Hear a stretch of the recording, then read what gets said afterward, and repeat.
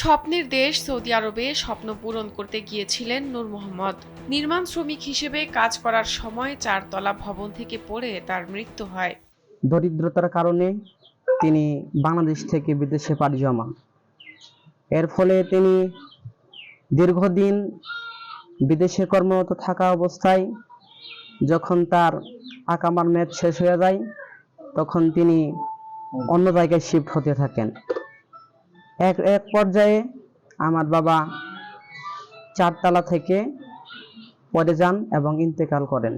গত 9 মে একটি ভবনের ছাদ থেকে পড়ে আহত হলে নূর মোহাম্মদকে স্থানীয় একটি হাসপাতালে ভর্তি করা হয়। চিকিৎসাধীন অবস্থায় 13 মে মারা যান তিনি। কিন্তু নির্দিষ্ট আকামা না থাকায় মরদেহ দেশে আনা নিয়ে অনিশ্চয়তায় পড়েছে পরিবার।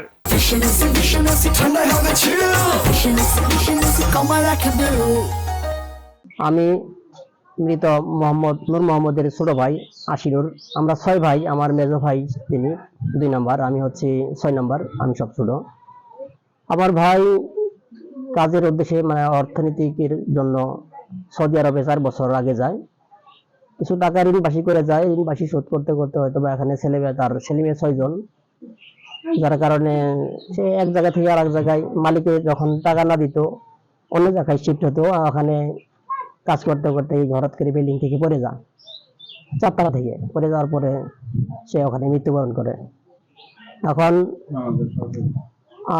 ইয়ের কারণে, তার মালিকের আনা থাকার কারণে তো বাংলাদেশে তাকে আনাটা আমাদের জন্য স্টাফ হচ্ছে।